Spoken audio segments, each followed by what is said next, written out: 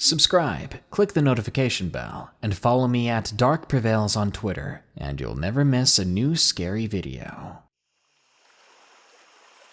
You lie on the lake, gazing up at the twinkling stars. Nighttime insects chirp around you. The sound of water lapping at the shore. It's perfect. Or it would have been, because you heard something, a noise from behind you, a snap of a twig, footsteps, and now the sound and sensation of something breathing in your hair. What a perfect night. Enjoy these 10 allegedly true scary stories from the lake as you take in the relaxing sounds of water and nature. 1. Cabin Creeper. Submitted by Ella J. Every summer, 3 or more times a month, we go up to my cabin. The location is rural, located by miles and miles of woods by a lake. It sits close to the water, and there's woods on every side of it. It's a small lake in Minnesota. I've always had sketchy vibes about the place, but in the day, it's pretty enjoyable. It feels as if, when you're sitting by the lake, or you're at the lake, everything you've ever struggled with goes away. But this is one of the many creepy experiences I've had over the summer. It began around midnight. We'd been sitting around the campfire for a few hours already. I was getting tired. I had a couple of friends with me. At one point, as we were enjoying ourselves, I swore I heard something in the woods. It sounded like an animal. It's Minnesota, so what can you expect? But until I heard the same thing multiple times in a row, I knew it was something much bigger. Something different. I sure didn't know if it was just my friends messing with me, because one of my good friends, Maddie, had recently stepped away to go to the bathroom. Maybe she was just trying to scare me for the first time in her life. I hardly ever got scared, personally, but this time, the person in the woods really did creep me out. I've heard too many of these scary stories, and I couldn't believe something may be happening to me. And then the unthinkable happened. A man stepped out of the trees and sat down in Maddie's chair. He wore a greasy ponytail, muscle shirt, and basketball shorts, and he was extremely, unnaturally, unhealthily slender. I froze. I had no idea who this man was or who he thought he was. Eventually, I tried saying a nervous hello and asked if he was looking for someone. But all the man did in reply was stare into the crackling fire. He never looked up, and I swear he never even blinked. Minutes of no response to anything I asked him. Soon I grew too scared to stay by the fire, to stay there with him. So I stood up slowly and walked back into the cabin. Thank God, Maddie had noticed him as well, sitting alone out there. Because if she would have walked out without knowing, I don't know what would have happened. After about an hour of watching him, the man who sat in silence staring at a stranger's fire, never jittering, never moving, I don't even remember him blinking. Finally, he stood up, and he began walking towards the window we were looking out of. The window is about eye level, because there is only one level to my cabin. All the windows are located low. The only thing between him, Maddie, and I was now a very thin pane of glass. The man creepily stared at us for about 30 seconds. During that short time, my heart was beating faster than I thought possible. He had a blank look on his face, no emotion, his eyes peering through the glass. They bore into mine, and he never even moved his gaze from my eyes. My parents hadn't been home since 3 o'clock, and they had been visiting family friends. I'd been alone at the lake before, so being here without family was new to me. Maddie and I ended up calling the police. there was nothing they could do, as the man never harmed us. Even if they got there, which would take at least half an hour, they wouldn't be able to press charges. After this man and I's awkward staring contest, he began to walk backwards into the woods, but not the way a person would. He kept looking at Maddie and I, never turning around, never breaking eye contact, until he was fully submerged into the trees. We never saw the man again, but this is my campfire experience. Ever since then, I've always had a worse feeling whenever I go to the cabin. Especially when I'm sitting by the fire at night. I feel like someone is watching me. The way that man walked into the woods, it was as if he was showing us that he could always be watching, anytime, anywhere, just out of sight. 2. The Haunted Lake. Submitted by Spirit Shackle. It happened last summer, and I will never forget it. I was up at a lake, I don't remember the name, and I was staying there for the weekend. The first night, on a Friday, was extremely peaceful. I was texting my best friend on Google Hangouts, and that's when I heard a scream. It sounded like it was coming from a young girl, coming from the lake. This irritated me, because it was so late at night, and I figured someone was throwing a wild party nearby. I woke up later at 1 a.m, to the sound of hands slapping at my window. I got up, grabbed something to protect myself with, once again figuring someone was up to no good and trying to bother people. I went over to the window I heard the noise from. There was nothing there. No handprints on the window, and no one outside. Immediately after, there was a knock on the door. Then I felt a cold breathing on my neck. Simultaneously, I got chills over my body, and I turned around, nearly screaming. There was a little girl, and she was on the opposite side of the room. She looked up at me, and before I could say a word, the girl screamed. Then, right before my eyes, she simply faded away, like some sort of mist on the wind. I left the next day. When I got home, I did a little bit of research on my computer about that location. Apparently, a few years ago, a girl's life was taken, and she was thrown into the water of the lake.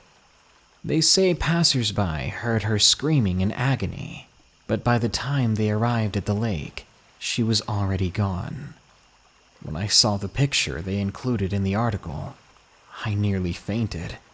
She was wearing blue jeans and a red shirt and had dark red hair, and that's exactly how I saw her in the cabin. That was the last time I went back to that lake. I don't plan on ever going back. In fact, I don't think I'll ever camp alone anymore. 3. Tourists, please listen. Submitted by Jade. This is going to be short, but let it serve as a warning to anyone planning to visit Florida.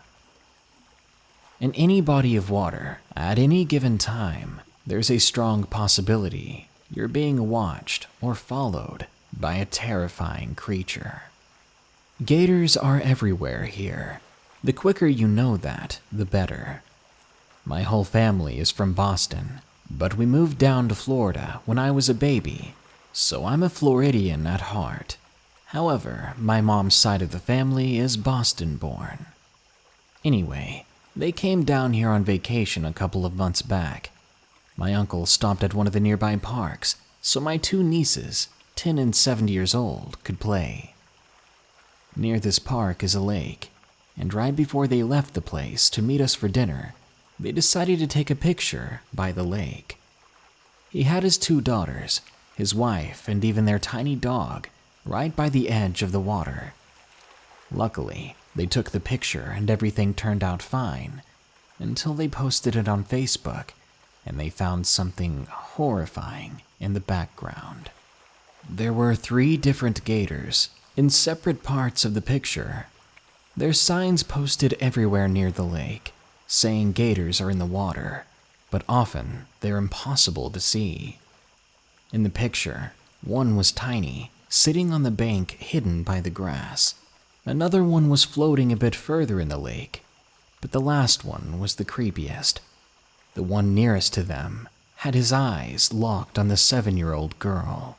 Its eyes were peeking up above the water, and the tail was right behind it, showing a gator that was easily 6 feet long. On closer inspection of the picture, it appeared that all the gators were staring at the 7-year-old girl. It just goes to show you, nature is full of opportunists, and they go for the weakest and often smallest of the bunch as easy prey. Even in a park surrounded by civilization, I nearly lost my knees to the circle of life. 4. The Thing from the Woods. Submitted by Philip S.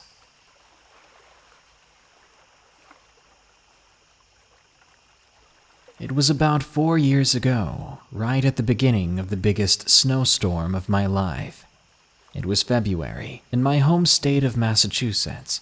We're no strangers to snow. At this point, there was already a good foot of snow on the ground from previous storms, and right before the storm started, I figured I'd dig up some of the snow that had collected in my chicken run. It was early in the morning, and as I was getting ready to go out, I noticed that the motion sensor light had gone off next to the chicken coop. I looked around the yard from my window, but I didn't see anything.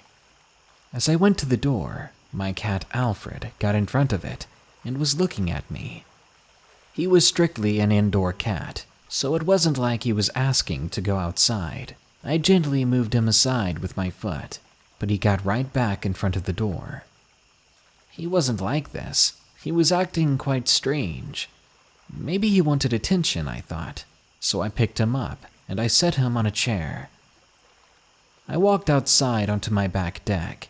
Now, my yard is narrow, maybe a 30 by 200 foot strip of grass and garden that had been slowly being taken over by the forest behind my house. At the end of my yard, there was a steep hill covered in trees that led up to the rest of the forest and a nearby lake. The chicken run was about 10 feet from the deck, so I went over and got to work, letting them out for a bit and feeding them before starting to shovel. When I was about halfway done, one of my chickens, a Rhode Island Red named Red, started squawking. I've heard these chickens squawk before. My 2 buff Orpington chickens always did before laying eggs. But this sounded more like an alarm call, and I hadn't heard this type of noise since my dad's dog tried to get at them. I was outside the run, dumping a bucket of snow into a pile. I looked up at the chickens. They were all along the back fence of the run, looking at something atop the hill just by the lake. I looked at the top of it, and what I saw there gives me chills to this day. There was a big, black, dog-like creature sitting at the top of it, and it was looking down at us. I froze, looking back at it. I knew the animals in my area, and the 2 main things that would make sense for it to be would be a fisher cat or a coyote, but those were too small to be what I was seeing. The thing and I stared at each other for a few minutes, its yellow eyes glowing in the early morning light, before it stood up onto its hind legs and turned and ran into the forest in the direction of the lake. I ran back into the house, slamming the door shut and making sure it was locked. I still don't know what I saw, but I'm reminded of it whenever the motion sensor light goes off or whenever I hear my neighbor's dog start barking. 5. Someone in my backyard. Submitted by Christian. 2 years ago, I moved from my small suburban home into a rural subdivision by a lake. There are only 4,000 people in that town. Not many eventful things happen. Since I was going to a different school, I lost contact with most of my friends, except for Nick and Nolan. I had them over almost every weekend, and we always liked to go on a massive ding-dong ditching raid in our neighborhood. One night, we all got together and decided to go ding-dong ditch this middle-aged man who had a very unkept yard with extremely long grass. It was 1 a.m. when we rang his doorbell. Nolan gets overexcited and overdoes it. He rang the doorbell like 10 times, and each time this old man came out and started screaming until eventually he didn't come out anymore. We decided to head home, and this is where things get weird. On our way back, we lost track of Nolan as he still wanted to hit a few more houses. That's when Nick admitted that he felt as though we were being watched, and sure enough, when we looked behind us, we could see a car with its headlights off, following us from a distance. I told Nick to run. We began to cut through all the neighbors' yards until we finally reached my house. When we got in, we pulled all the drapes shut, and we started to freak out, because Nolan was still out there. I called him, and he picked up, saying that he was almost back to the house. I told him what had happened, and he said he'd be back fast. 5 nervous minutes later, he was at the door. It was a close one, and we called it a night after that. As we were trying to go to sleep, we heard a loud banging coming from outside. It sounded like metal striking metal. I dismissed it at first and started to drift back to sleep, but soon Nick was up, waking up Nolan and I. Panicked, he was saying that he saw movement in the backyard. Huddling together, we gathered around the window, and we slowly peered outside. Then, suddenly, we nearly screamed as a strange man holding a crowbar walked right across the window. If he had turned to face us, we would have been face to face, inches away from one another, and with that crowbar, he could have gotten in easily. Quickly, I grabbed the phone and dialed for help.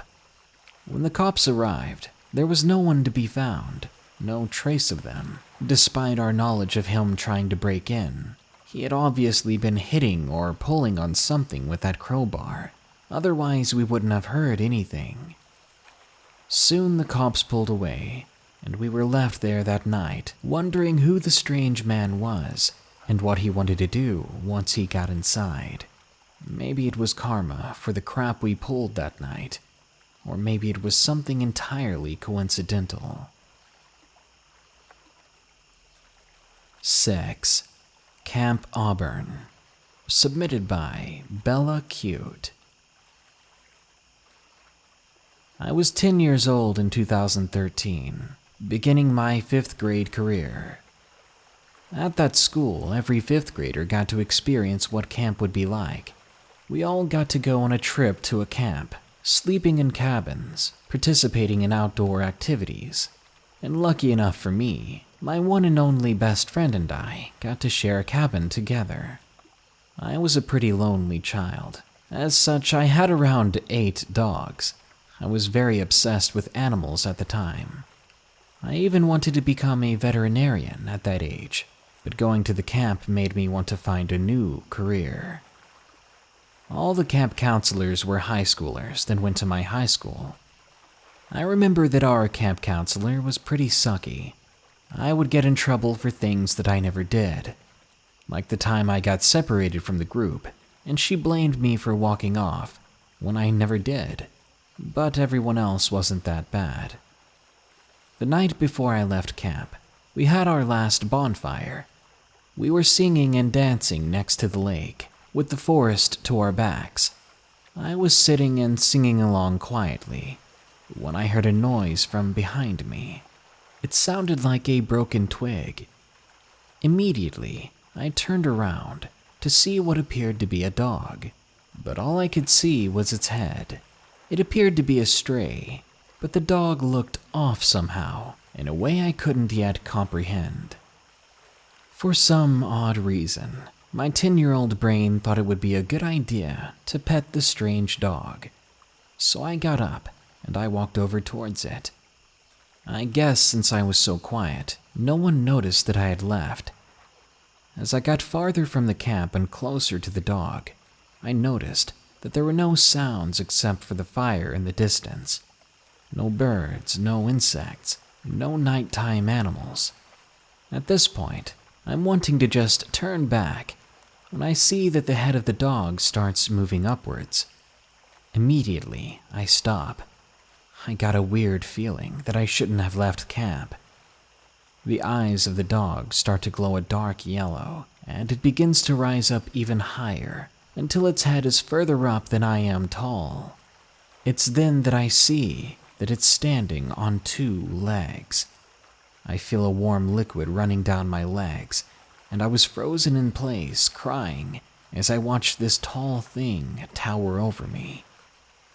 Then someone calls my name from behind, and soon one of the counselors is running towards me with a worried look.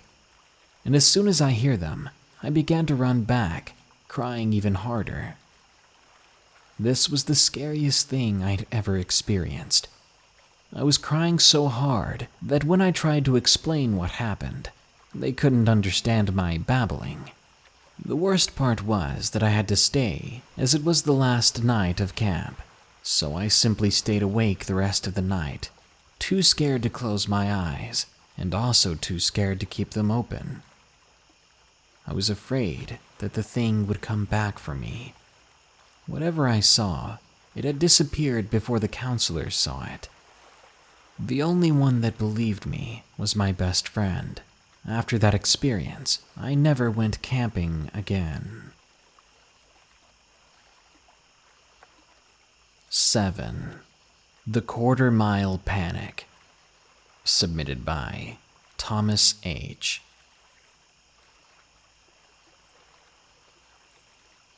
One evening in July 2017, my wife and I decided we would bring our kids to my mom's place and go fishing for a bit.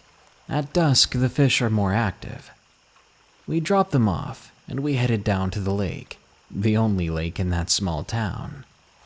On the back end of the lake, there was a small parking lot with a few lights. As we parked, my wife was a bit sketched out and hesitant because it was about a quarter-mile walk through the woods before you got to the lake. Assuring her that everything would be fine, we began our walk. After about 10 minutes, we finally reached the water and we began to fish. We got maybe half an hour into it, and my wife began saying she wanted to go back because it was getting dark and she did not want to walk through pitch-black woods. I told her to relax, that the woods are too small for anything bad to happen in. We continued fishing, and eventually, after another 45 minutes, after the bugs had gotten the best of us, we began to pack it in. Of course, it was completely dark out by then, and my wife was freaking out about the walk and kept panicking over every slight noise. I kept telling her it's just nighttime animals coming out, and there's nothing to worry about. She ignored me and continued to panic over every crunching leaf she heard. We got to the final stretch of path to the parking lot, and my wife, excited to see the car at last, began to run towards it. But at a few steps in, she tripped on a rock and stumbled halfway to the car without falling. I couldn't help but laugh. I put our rods in the vehicle, and we got in ready to go pick up the kids. But as I backed out of the parking lot, with the headlights coming on, they illuminated the woods in front of us, and from behind a tree, we saw the outline of a man. It wasn't your average man, though. He was about 6'6" and weighed well over 300 pounds by the size of him. He stood there, staring at us, not at all deterred by the lights shining on him. I threw the car into drive and sped out of there as fast as I could. My wife was, of course, freaking out, saying that she's never going back. All I could really think about, though, was that the crunching leaves we'd been hearing was this behemoth of a man following us through the woods, watching us the entire way. And the whole time, I was telling my wife it was nothing. 8. The Lamp Post. Submitted by Star Universe. I was 12 years old and enjoying my summer break. I had just walked around the lake a few times with my best friend. We were going back to my friend's house, as he lives right by the lake. We then sat down in the grass, talking for literally hours. I was getting drained, though. I was getting bored just sitting there.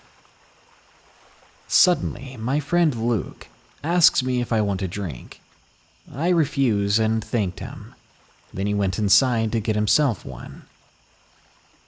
Suddenly, the lamp post in front of me began to flicker. I stared under it, so I would be able to watch it flicker, seeing if there was someone tampering with it or anything connected to it. But there was no one. I thought maybe it's just old, that's why it's flickering. But as I looked down to continue playing with the grass and dirt, I saw something in the darkness. I quickly turned back, under the lamppost. There was a person, rather the silhouette of a person. It was growing closer to the post. I watched them step into the light, and I saw that they were wearing a hood and were covered in black clothes. They rose their hands and began to make whooshing and other noises, moving their hands under the light, which was still flickering, but faster than before. I stood up, knowing that he couldn't see me where I was. I had grabbed a small stone from the ground and had it ready to throw, when Luke kicked open the door and charged out. At the sound of Luke opening and slamming the door shut, the man took off into the woods. Now, I asked Luke why he was freaking out. I mean, sure, a stranger walking up to you in the middle of the night can be creepy, especially with the lamppost flickering. Then Luke explained. The man hadn't been in front of me the whole time. Before he appeared by the lamppost, he had come from the woods and sat directly behind me, and I never heard a thing. Luke said he saw him holding something and that he got back outside as soon as he could. By then, the man was under the light of the lamppost. Creeped out, we spent the rest of the evening inside. We closed the windows and were ready to dial the cops at any strange noise we heard. 9. The Bridge Ghost. Submitted by Zach.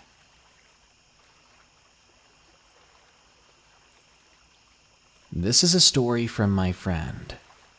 There is this bridge near where we live going over a man-made lake in our county.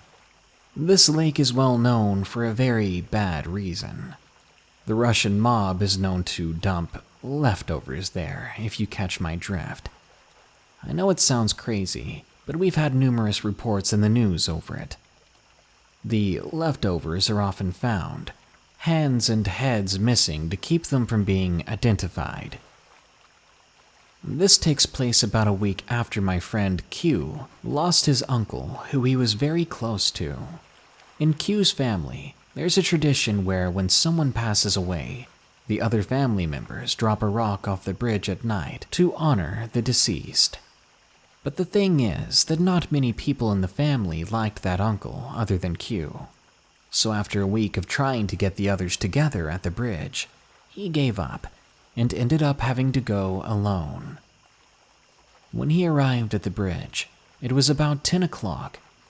After he parked and got out of his car in the dark, he could tell that there was an eerie feeling in the air, but decided that it must have been his imagination. After he walked what he thought was far enough, he pulled out a rock that he had taken from his own backyard, then gracefully dropped it off the bridge and waited to hear the plop of it hitting the water. Instead, he heard the sound of the rock hitting more rocks, thanks to a recent drought during the last couple of years. This was disappointing, because he could have sworn that he was far enough out where the rock would hit water. It didn't matter in the end, though, because he was sure that his uncle wouldn't have cared too much. After standing in silence and remembrance of his uncle for a while, he went to leave, but as he walked away, he heard a loud crack of a rock hitting the ground again. Confused and a bit startled, he looked over the edge and tried to see what made the noise. Now, the bridge is very high up, and at night it becomes difficult to see the water or its edge. When he turns to leave again, he only makes it a few steps, when out of nowhere, he feels a hand push his back hard. After he stumbles, he turns around, only for his eyes to meet a still empty bridge. He starts to run back to the car, but as he runs back, he can feel more and more hands pushing him hard, and it's then that he realizes they're pushing him closer to the edge of the bridge. When he gets to the end of the bridge where his car is, he quickly opens his door and turns around as he does so. It is then that he sees the figure. A transparent figure. It looked like a person, but with no head and no hands. Panicking, he drove away from the bridge, speeding home, where he immediately went to his bedroom and locked the door. The next day, he read on a local news website that another body had turned up. Once again, no hands or head. He thinks that the man was angry that no one came to honor his passing, which was surely not a peaceful one. He thinks the man took his anger out on Q. Ever since then, because he's so spooked of the bridge, Q no longer passes by it and avoids it like the devil. 10. Stranger in the Woods. Submitted by Hailey. Last summer, I had my first kiss. It was with Luke, my older brother's friend. Luke was an okay guy, kind of a pushover, but he made me laugh and seemed to enjoy my company. My brother Alex, on the other hand, had an attitude problem. Most teenagers did. And I was a crybaby when I was little, and he was insensitive, so we never really got along. Over the years, though, he mellowed out, and my skin thickened. Yet our relationship always felt as if we were standing on thin ice. I've always wanted to have a more positive relationship with him. After my kiss with Luke, I didn't tell anyone about it. It was very meaningful to me, and I didn't want the local kids to know. I kept quiet, and so did Luke. He didn't seem to care all that much about the kiss. My twin sister Grace somehow found out about it, though, and was soon furious to know that Luke was acting as if he didn't care at all. I told her I was fine with it, even though I was a little bummed out, and with some convincing she calmed down. Her anger towards Luke lessened, but didn't completely disappear. We lived in Florida, a place associated with hot, sticky, and humid. In some parts, they'd be correct, but the area I lived in would get casual breezes during the summer. It was just cool enough where you could actually go outside and not immediately pass away of heat stroke. There weren't a lot of trees where I lived. There would be a cluster of palm trees at the most, so sitting in the shade was nearly impossible. However, there was this giant lake that was located down the road from my neighborhood. There weren't enough trees there to call it a wooded area, but it was relaxing to walk through. One of the local high schoolers' parents owned the area, so while her parents were away on a business trip, the girl named Caroline threw a party. I was surprised her parents left her alone for the week, as most parents didn't do that. Maybe they didn't care as much, or maybe they told their neighbor to check up on her from time to time. I don't know. All I knew was that I really wanted to go, because I knew Luke would be there. I knew it probably looked desperate, but my sister wanted to go as well, so if the plan backfired, I could always spend the night with her. Alex was automatically invited, and let us come after we pestered him for hours. Caroline's parents owned a lake house, and it was huge compared to our home. The lake itself was murky and dark. Of course, this was a high school party, so there were drunken kids already taking off their clothes to go swim in the dirty water. Grace was excited to be there. She seemed to think that tonight was going to change her life forever. I just rolled my eyes at her overly dramatic attitude, then went searching for Luke. She seemed to already know who I was looking for when we first walked through the door. She had just clicked her tongue, then said gently but sternly, "Be careful." I quickly smiled at her before darting my way through the surprisingly small crowd of teenagers. Everyone was likely outside, getting drunk. I looked around the room, not letting anything distract me, and then I saw him. I tried to get his attention by waving, but then I noticed that Caroline and him were chatting. The conversation looked heated, and I didn't like it. I watched the two of them for a whole 2 minutes, Caroline getting more and more handsy with Luke.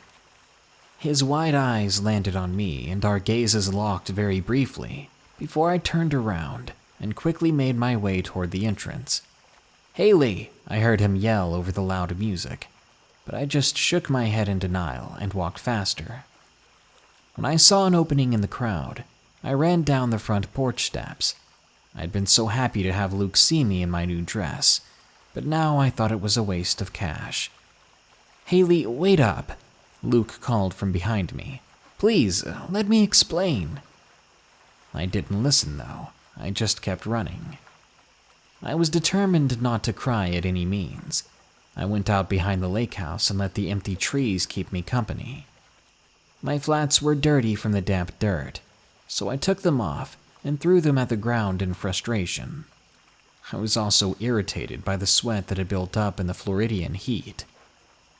It was strangely quiet. I didn't hear anything in the trees or bushes, just kids hollering near the lake. It was relaxing. I inhaled deeply, wanting to calm myself down. I went over to collect my shoes, which I had thrown further out into the trees than I previously thought. I wanted to hide behind one until the party was over. Then my brother would come looking for me. I soon heard footsteps behind me, and I already knew who it was. "Just go away, Luke. I don't want to talk to you right now." I felt Luke's hairy arms wrap around me. That was a thing I usually joked about with him, about how he never shaved his arms and legs, but he would shave everywhere else. I almost smiled, but the wet trails on my cheeks weren't from happiness. "Just go back to Caroline." The way I said it sounded kind of bratty, but I didn't really care at the moment. Then I heard something, a familiar yet distant voice yelling for me. "Hailey, I'm sorry, okay? I screwed up. Where are you?" I could barely breathe. My stomach sank. The guy behind me, who was holding me in his arms, was not Luke. I tried to struggle free, but his grip tightened. I hit him upside his head with my shoes, but I was at a weird angle, and it seemed to only frustrate him. A calloused, sweaty hand covered my mouth before I could say anything. I could feel him pressing up against my back. My heart was racing as hot liquid leaked from my eyes. I kicked at his legs and clawed at the arms that held me. Angry red trails were left behind, but his grip only tightened. I threw my head back at his face, hoping my skull would hurt him. The hand that covered my mouth loosened a fraction, but it was enough. I bit down as hard as I could. The man let go of me for only a second. The moment he realized I was free, I was already screaming. What happened next wasn't as eventful. I ran and found Alex and yelled at him to take me home or else I'd tell Mom and Dad about the party. He glared at me, but I didn't care. I was crying and hyperventilating and just wanted to go home. Grace was nowhere in sight, so my brother reluctantly went to go find her. Luke found me as well, asking me what happened when he saw that I was crying. I shook my head at him and sobbed. He offered to take me home, and I agreed, not wanting to be at this lake house any longer. He sent Alex a quick text, then led me to his car. That car ride was silent. He didn't ask about anything, and I didn't offer. Luke didn't even finish parking before I got out of the car, and I ran for my door. I had a spare key attached to my necklace, and I relocked the door once I was safe inside. I don't go out to parties anymore, not even the ones that are within my neighborhood or are indoors. I never told my parents or Alex about the man, but I did tell Grace after 5 months of being terrified. No one else noticed my jumpy behavior, probably because I spent most of my time locked inside my room. I don't like to talk about it. Grace says talking would help, but all it really does is make me more scared to ever go back outside.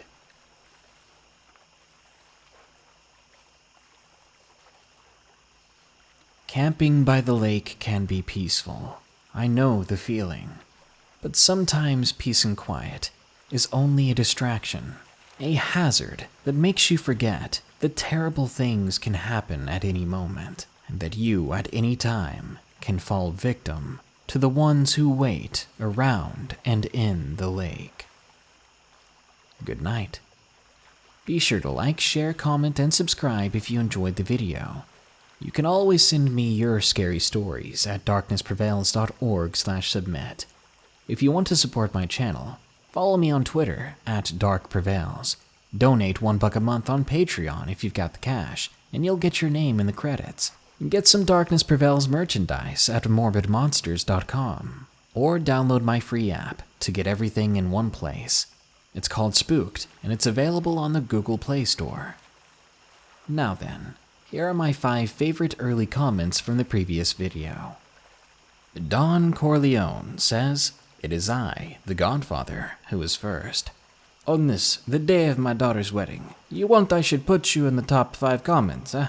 Well, congratulations." CJC says, "Do you grab meat?" Who wouldn't? Who wouldn't grab a big ol' handful of floppy wetness? Official Mike01 says, "It's rainy where I am. Are you psychic?" No, but I am ready to get moist. Waffles for Life says, "I has question. Do you like danger noodles?" I love schnecks, but I prefer to watch them from a screen instead of holding one. Same with spiders. I love spiders, but if I catch one on my skin, it's gonna be a spider pancake in a few seconds. And Heather Robinson says, "Oh, Daddy, I may not be your top 5, but I'm your top 5 comments." Definitely the top 5 most confusing things I've heard said, so you've got that going for ya. Anyway, thank you all for stopping by to enjoy another Darkness Prevails video. More stories are coming soon. Here are the credits to my patrons who continue to support my channel. Until next time, everyone, stay safe out there and stay creepy.